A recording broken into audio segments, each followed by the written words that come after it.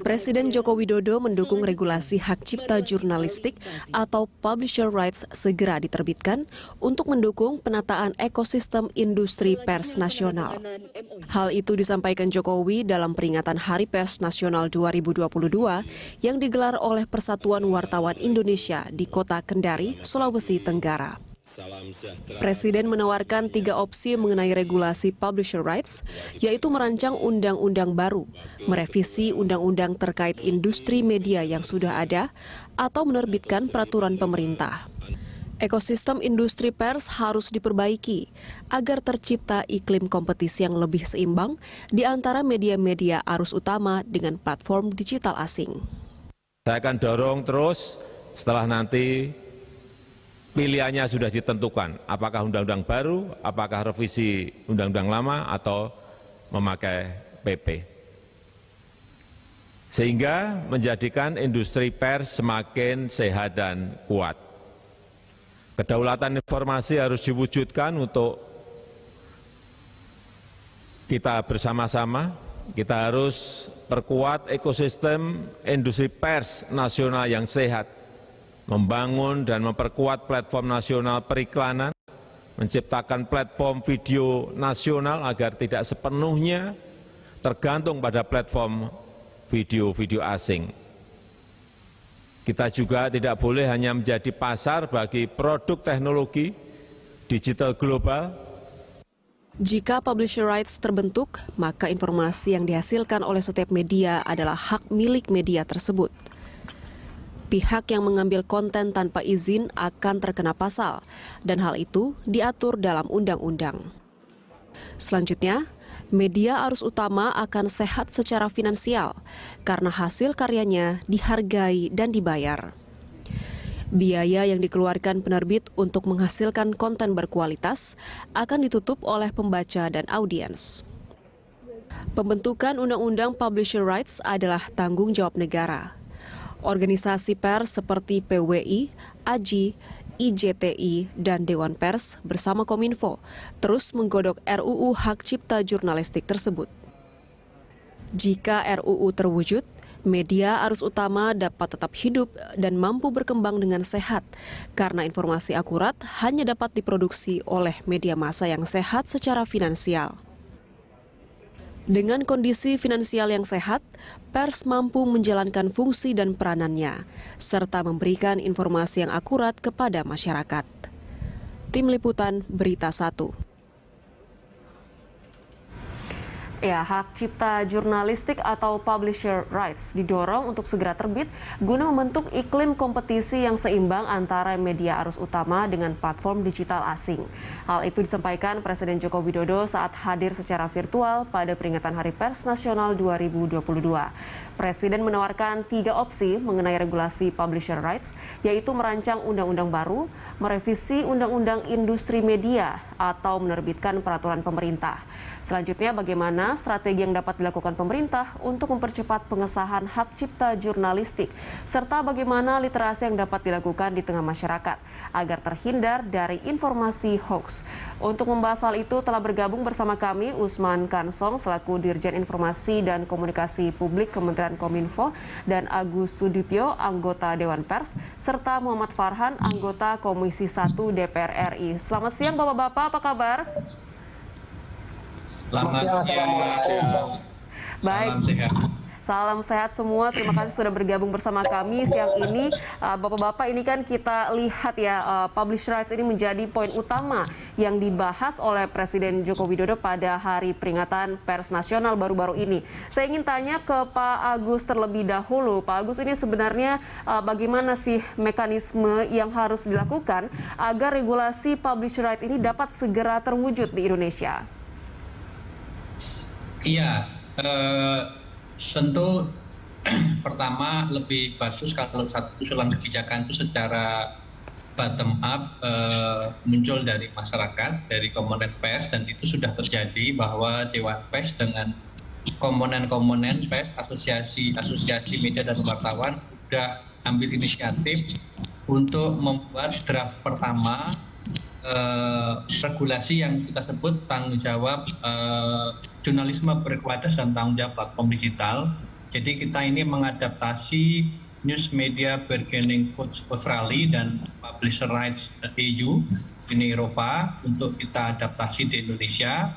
Pada tahun lalu bulan Oktober, draft pertama ini hasil Dewan Pers dan Konstituen Pers sudah kita serahkan kepada pemerintah, dan kemudian sekarang sedang kita perbaiki lagi untuk menghasilkan draft kedua. Nanti juga kami akan usulkan baik ke eksekutif maupun legislatif sebagai usulan dari unsur masyarakat media ya, tentang perlunya prinsip-prinsip copyright karya jurnalistik, pun yang tidak kalah penting sebetulnya bagaimana menciptakan persaingan usaha yang sehat dalam bidang media, atau bagaimana mengantisipasi segi-segi monopolistik dari operasionalisasi platform global di Indonesia, khususnya yang terkait dengan bagaimana karya jurnalistik atau berita didistribusikan melalui berbagai platform digital. Gitu. Jadi konsennya ada di sini. Yang pertama betul tadi hak cipta karya jurnalistik, yang kedua yang tidak kalah penting, bahkan lebih penting kalau kita merujuk pada Australia, yaitu bagaimana mengatur agar platform digital tidak menggunakan kekuatan monopolistiknya untuk memaksakan bentuk-bentuk kerjasama yang tidak seimbang dengan media massa. Oke, baik. Ini artinya agar memberikan sama-sama memberikan win-win solution begitu, baik itu untuk platform eksternal dan juga media arus utama yaitu media jurnalistik. Saya ingin ke Pak Usman. Pak Usman, ini sedang digodok ya peraturannya atau undang-undangnya dengan pemerintah dan juga DPR. Sejauh ini seperti apa, Pak? Upaya yang akan dilakukan pemerintah untuk memfasilitasi atau mendukung media jurnalistik di Indonesia? Iya, jadi Presiden di Hari Pers kemarin menawarkan 3 opsi bentuk aturannya nanti. Undang-undang, revisi undang-undang, atau peraturan pemerintah. Dan Presiden menyerahkan kepada Dewan Pers dan PWI serta komunitas media untuk memilih di antara 3 pilihan. Dan kemudian kemarin kita sudah menggelar pertemuan Kominfo dengan Dewan Pers dan PWI untuk mencari kesepakatan ya, bentuk apa kira-kira yang akan kita usulkan. Dan kita sepakat yang akan kita dorong adalah berbentuk peraturan pemerintah. Ini dengan menimbang kelemahan dan kelebihan tentu saja ya. Kalau undang-undang prosesnya akan lama, begitu juga revisi undang-undang sebetulnya prosesnya sama dengan undang-undang. Tetapi PP ini akan lebih cepat dari sisi waktu. Tetapi memang dari sisi kekuatan tentu saja PP hierarkinya ada di bawah undang-undang ya. Tetapi kita nanti pada saatnya bisa saja meningkatkan PP itu menjadi undang-undang begitu. Nah, ketika diputuskan PP misalnya kita sepakati itu, maka kemarin juga kami melakukan pertemuan Kominfo dengan Menko Polhukam ya, dengan Menko Polhukam. Nah, kalau dia berbentuk PP maka harus ada pemrakarsa, dan pemrakarsa itu adalah Kementerian Komunikasi dan Informatika. Kami baru saja siang tadi membentuk semacam rancangan timnya, dan sudah kita tentukan siapa ketuanya ya, karena leading sektornya adalah Kementerian Komunikasi dan Informatika. Kemudian kita akan mengajukan prakarsa, izin prakarsa kepada Mensesnek, dan kemudian kita susunlah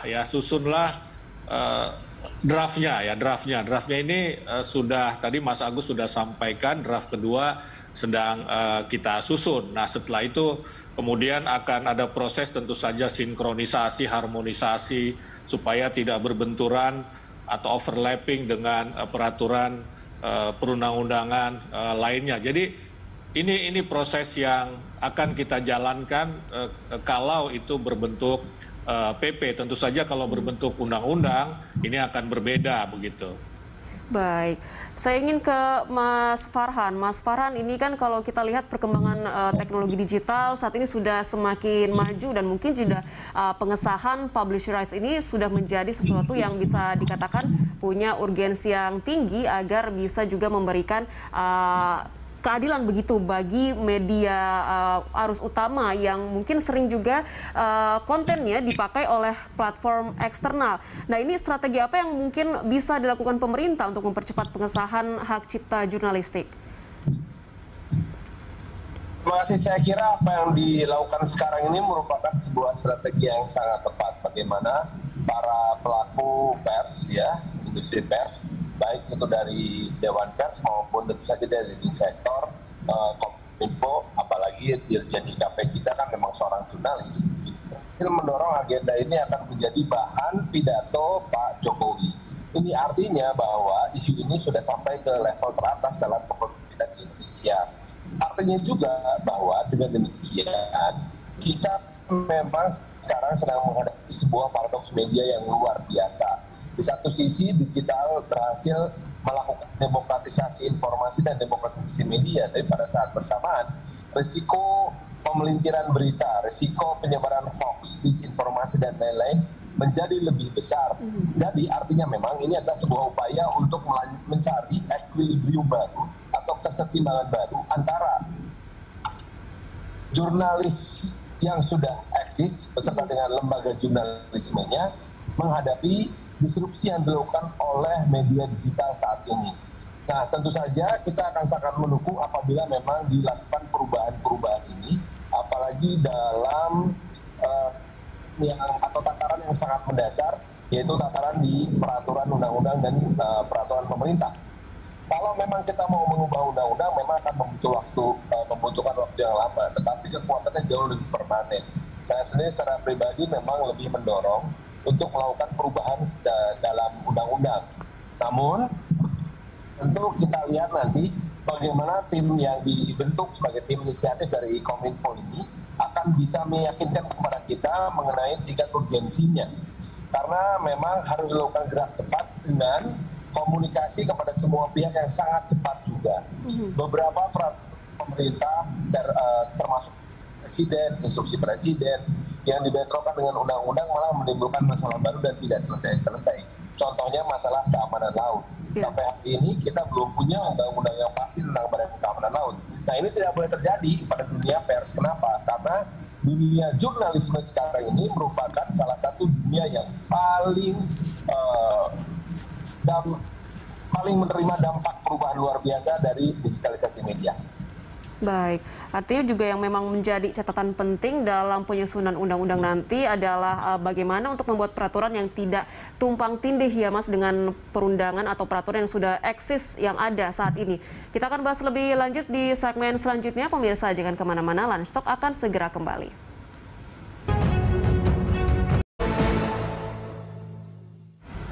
Pemirsa, kebijakan platform digital di sejumlah negara telah diatur dalam undang-undang, diantaranya Perancis, Australia, dan Uni Eropa. Regulasi dapat memungkinkan pembayaran atas berita media lokal. Perusahaan juga dapat didenda 10% dari omzet tahunan jika melanggar peraturan persaingan.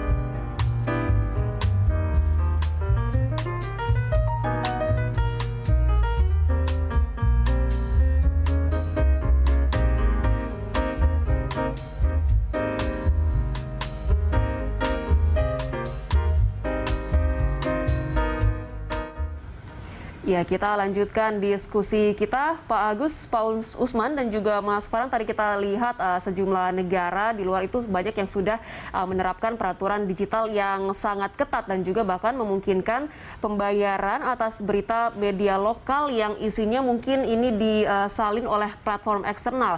Kalau kita lihat di Indonesia, ini platform eksternal yang ada di media sosial contohnya, ini sering mendapatkan keuntungan sendiri begitu dengan menyalin konten yang ada dari media arus utama atau media berita, sementara media berita sendiri yang kontennya disalin tidak mendapatkan apa-apa. Nah, kalau kita lihat bandingkan begitu dengan peraturan yang ada seperti yang diterapkan di Prancis dan juga Australia, apakah Indonesia nanti bisa menerapkan peraturan yang serupa? Saya ingin dengar tanggapan dari Pak Usman terlebih dahulu. Undang-undang sudah ada peraturan pemerintah, sudah ada regulasi lah begitu ya, kita lebih baik menggunakan istilah regulasi, mestinya itu bisa kita lakukan ya, karena undang-undang copyright itu kelihatannya tidak cukup untuk mengakomodasi terkait dengan hak cipta pers begitu. Jadi kalau di undang-undang hak cipta ini nanti kita coba periksa lagi, ini kan dibolehkan mengutip sejauh menyebut sumber. Ini kalau produk pers nih, ini kalau di undang-undang hak cipta seperti itu begitu. Nah, sehingga media platform global ketika dia mengambil berita dari media mainstream, katakanlah seperti itu, dari media yang ada di Indonesia, hanya dengan menyebutkan linknya saja dia sudah terbebas sebetulnya dari keharusan misalnya untuk bergaining atau membayar begitu. Nah, dengan adanya peraturan pemerintah nanti ini harus diatur ya, harus diatur. Ya, ini akan berbeda dengan konten yang berbentuk siaran ya. Kalau berbentuk siaran, penyiar ini sudah jelas diatur, copyright-nya adalah milik yang menyiarkan, televisi yang menyiarkan begitu, kecuali ada hal-hal lain di balik itu, misalnya ada perjanjian kerjasama, TV pool dan lain-lain begitu. Nah, tetapi untuk produk pers online misalnya kemudian cetak, nah aturannya masih seperti itu. Boleh mengutip sejauh menyebutkan sumber begitu kan, kecuali yang lain misalnya berlangganan ya, antara itu pun harus disebutkan. Ya, bahkan kemudian untuk foto, ya untuk foto itu kan sekarang ini ada aturan untuk menyebutkan nama fotografernya, tidak cuma kantor beritanya begitu. Nah, ini nanti mestinya akan diatur ya di PP ini begitu. Baik, saya ingin dengar tanggapan dari Pak Agus. Pak Agus, bagaimana Anda melihat peraturan yang ada di negara lain ini? Apakah memungkinkan untuk diterapkan juga di Indonesia? Ya, harusnya memungkinkan. Jadi prinsipnya itu konten sharing antara publisher dengan platform itu harus menghasilkan revenue sharing dan user data sharing.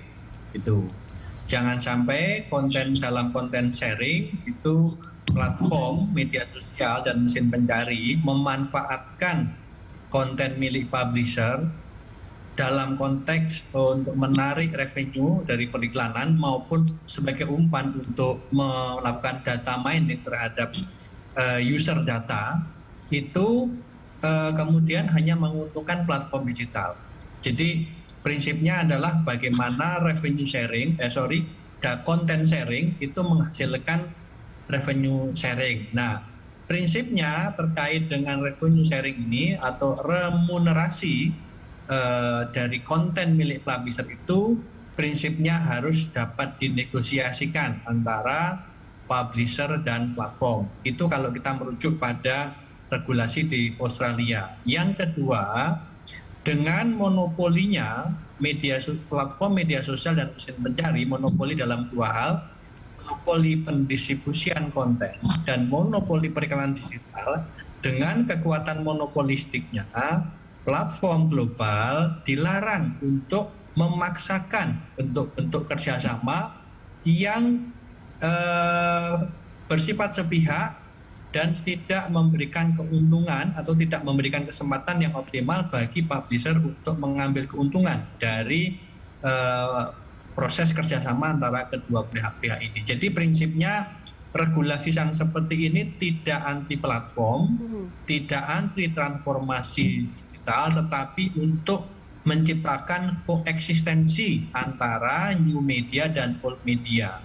Nah, ini saya kira prinsip universal yang sekarang mainstream-nya di sini, di Australia, di EU, di Kanada, bahkan di Amerika Serikat sendiri, dengan bentuk-bentuk regulasi yang namanya mungkin berbeda, tapi sebenarnya substansinya sama, yaitu menghindari monopoli distribusi konten dan monetisasinya, dan untuk menciptakan iklim persaingan yang sehat, sehingga dalam persaingan yang sehat ini publisher itu juga bisa bertahan, sustain, global juga bisa menjalankan model bisnisnya. Gitu. Oke. Jadi kata kuncinya adalah menciptakan koeksistensi ya antara publisher atau media arus utama dengan platform eksternal yang ada agar tercipta persaingan yang sehat begitu dalam tanda kutip kalau bisa dikatakan.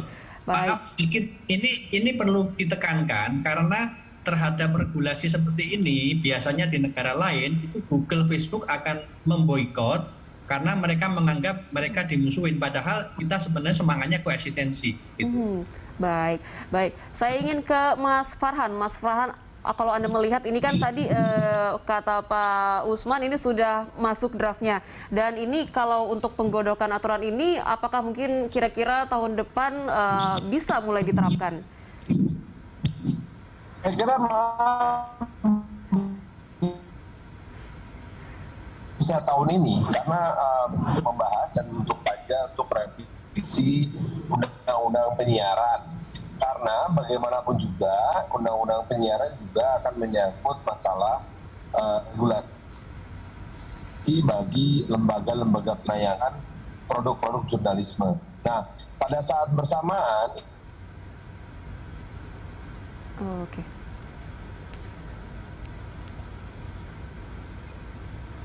ini juga menunjukkan bahwa saatnya sekarang kita mulai melakukan penataan ulang. Ini peluang besar untuk Dewan. Dengan kata yang sekarang ini sangat menarik, di mana jurnalis-jurnalis televisi banyak yang kemudian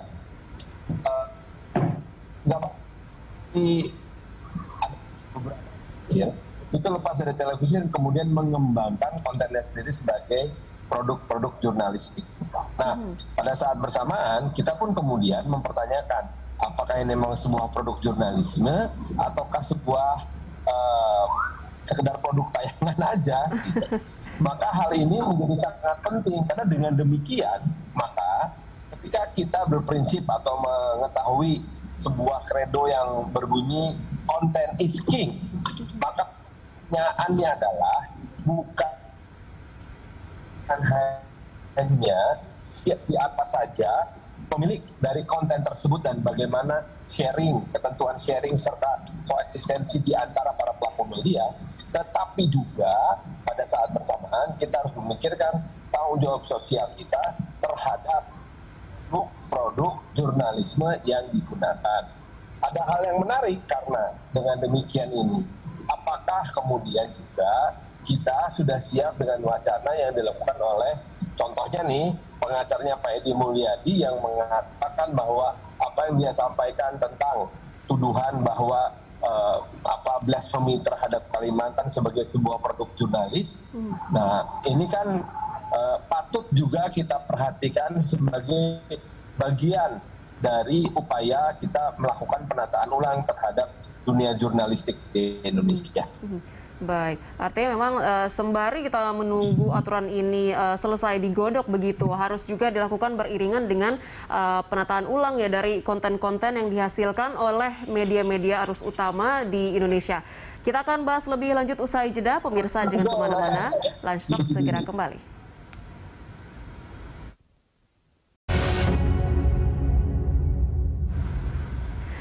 Kita lanjutkan perbincangan kita siang ini masih bersama dengan Pak Agus Sudipyo, anggota Dewan Pers, Pak Usman Kansong, Dirjen Informasi dan Komunikasi Publik, dan Mas Muhammad Farhan, anggota Komisi 1 DPR. Saya ke Pak Usman terlebih dahulu. Pak Usman, terkait dengan adanya Undang-Undang Publisher Rights nanti, ini juga berupaya untuk membuat semacam filter begitu ya dari konten-konten yang dihasilkan, baik itu dari media arus utama dan juga platform eksternal digital, agar bisa mengeluarkan atau menelurkan informasi yang berkualitas. Nah, kalau kita bicara soal aturan ini sendiri, apakah nantinya peraturan ini dapat memungkinkan warga untuk menggugat jika ada informasi hoax yang beredar dari platform digital tertentu atau media arus utama?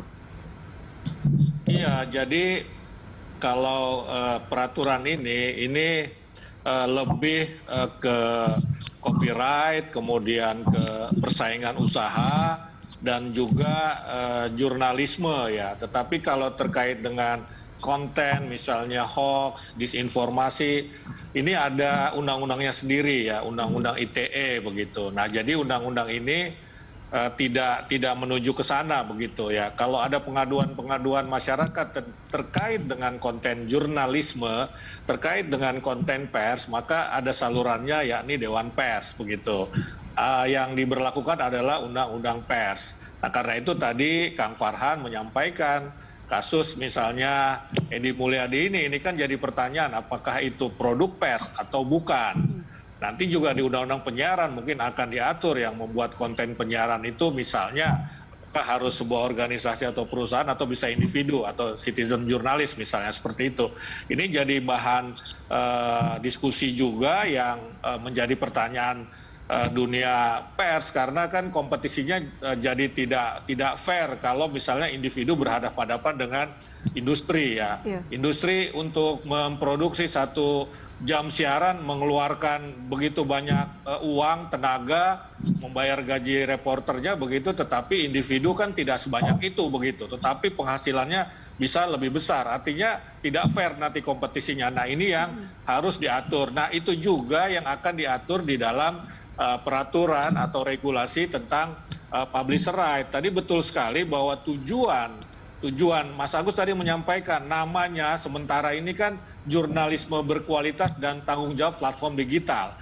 Jadi jurnalisme berkualitas itu adalah tujuan dari diadakannya peraturan ini ya, karena dominasi platform digital global ini sedikit banyaknya dan juga media sosial menyumbang bagi turunnya kualitas jurnalisme, sehingga jurnalisme itu kita sebut ada clickbait journalism, instant journalism, ya karena mengejar klik dan juga mengejar AdSense. Nah, dengan adanya peraturan ini ada negosiasi tadi untuk sharing konten misalnya dan untuk sharing audience misalnya, ini akan mengurangi ya, bahkan mungkin menghapus yang jurnalisme buruk tadi itu, karena orang akan terus pers akan mengejar menciptakan, menghasilkan produk jurnalisme yang berkualitas, dan produk jurnalisme yang berkualitas ini logikanya kan harapannya begitu ini akan menghasilkan revenue begitu, menghasilkan revenue. Kenapa? Ya karena jurnalismenya kontennya berkualitas begitu, bukan konten yang hanya clickbait saja. Kira-kira seperti itu. Baik, jadi memang aturan ini juga bisa memberikan ini ya semacam dorongan bagi platform utama ataupun mungkin media arus utama untuk menghasilkan karya yang berkualitas, tidak adanya sekedar banyak yang melihat saja atau banyak viewersnya saja. Saya ke Pak Agus. Pak Agus, mungkin dari usulan yang telah dilakukan Dewan Pers dan juga PWI, bagaimana nantinya bentuk hukuman pidana atau perdata yang akan diterapkan dalam undang-undang nanti? Ya, jadi ada beberapa kewajiban platform digital yang diatur dalam regulasi semacam ini. Yang pertama adalah kewajiban untuk dengan itikat baik bernegosiasi dengan publishers, dengan media terkait dengan nilai remunerasi dari setiap konten milik publisher yang dimanfaatkan oleh platform. Terus kemudian kewajiban untuk menerima. Jadi kalau negosiasinya tidak berhasil akan dilakukan proses arbitrase. Nah, kalau proses arbitrase itu menghasilkan kesimpulan bahwa platform harus membayar sekian rupiah kepada publisher terkait dengan konten-konten yang disebarkan oleh platform, maka platform harus menerima hasil arbitrase ini. gitu. Nah, kalau platform tidak mau bernegosiasi dengan baik atau tidak mau menerima hasil arbitrasi final yang difasilitasi oleh negara terkait dengan itu, dengan menunjuk arbiter independen yang bisa mewakili kedua belah pihak, maka akan dikenakan denda. Kalau di Australia dendanya itu adalah katakanlah 10% dari pendapatan platform ini selama setahun di Australia. Itu. Nah, kita juga bisa memodifikasi itu misalnya ganti ruginya atau dendanya adalah katakanlah 10% dari pendapatan Google atau Facebook di Indonesia yang terkait dengan penyebaran konten milik publisher. Jadi bentuk sanksinya itu bukan sanksi pidana tapi sanksi denda atau ganti rugi gitu. Sama dalam konteks yang lain itu kan diatur di sini adalah satu transparansi algoritma. Jadi platform itu diminta untuk memberitahukan kepada publisher kalau mereka mau melakukan perubahan algoritma katakanlah 30 hari atau 24 hari sebelum perubahan itu dilakukan. Karena kalau perubahan itu nggak dilakukan, itu dalam satu malam traffic media siber di Indonesia itu bisa runtuh. Jadi traffic yang dibangun berbulan-bulan, bertahun-tahun, itu bisa runtuh dalam semalam hanya karena perubahan algoritma yang dilakukan Google dan Facebook tanpa pemberitahuan lebih dahulu. Nah, ini juga ada sanksinya. Terus kemudian yang berikutnya adalah di sini diatur bahwa Google, Facebook, dan platform yang lain bertanggung jawab untuk memastikan bahwa konten yang mereka agregasi, konten yang mereka manfaatkan di newsfeed mereka adalah konten-konten yang beradab, yang bernilai publik, tidak memecah belah masyarakat, dan tidak menggunakan isu-isu sara untuk menciptakan perpecahan dalam masyarakat. Jika mereka menyebarkan konten-konten yang seperti itu, mereka harus segera menghapus, take down. Kalau tidak menghapus dalam waktu tertentu, itu juga bisa dikenakan sanksi denda. Nah, terkait dengan sanksi denda ini satu area yang tentu membutuhkan pembahasan lebih jauh, lebih mendalam, sehingga menemukan bentuk sanksi, jumlah sanksi yang masuk akal, yang bisa diterima, dan itu tapi juga bisa menimbulkan efek jera gitu. Satu lagi, kami dari Dewan Pers, dari masyarakat sipil, Mas Farhan, kami sepakat bahwa dalam jangka pendek kayaknya peraturan pemerintah lebih pas untuk ini. Tetapi secara paralel kami juga berpikir dalam jangka menengah tampaknya memang mesti perlu diatur di undang-undang. Baik itu undang-undang baru maupun sisipan dari undang-undang yang ada. Jadi Mas Farhan, jadi kami memiliki dua strategi. Jangka pendek di peraturan pemerintah, tapi jangka menengah tampaknya memang perlu upaya ikhtiar untuk mengaturnya pada level undang-undang. Baik. Begitu, terima kasih. Baik, saya ke Mas Farhan. Mas Farhan, silakan tanggapan dari Anda, sekaligus mungkin apa yang bisa menjadi bahan diskusi dalam menyempurnakan peraturan ini nantinya? Tiga hal yang paling penting yang saya rasa menjadi concern saya sebagai anggota Komisi 1. Yang pertama adalah bahwa diharapkan dengan adanya wacana ini di peraturan ini memperkuat lembaga jurnalistik atau media pemberitaan dan informasi di Indonesia, karena bagaimanapun juga media ini adalah secara kelembagaan merupakan bukti dari adanya transparansi dalam kehidupan berbangsa dan bernegara dengan kredibilitas yang tinggi, di mana terdapat di dalamnya insan-insan pers yang berkualitas.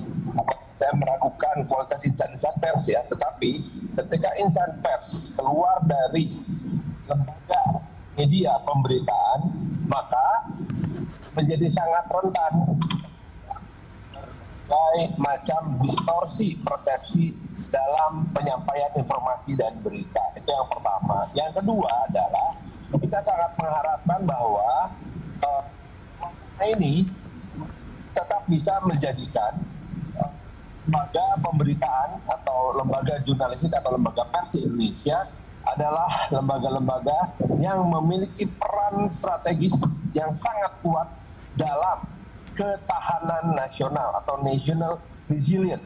Karena dalam era digital seperti ini, di mana disinformasi, post-truth, dan lain-lain malah bisa menghancurkan sebuah negara. Dan yang terakhir, kita harapkan tadi sudah sangat clear oleh Mas Agus agar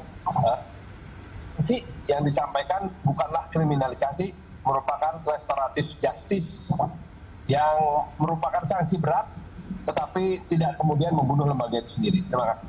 Baik, artinya memang diharapkan nantinya publish rights ini dapat menciptakan persaingan yang sehat antara media pemberitaan dan juga platform digital, dan tentu bisa mendorong media pemberitaan untuk semakin bisa mengeluarkan atau menurunkan konten yang berkualitas untuk masyarakat Indonesia.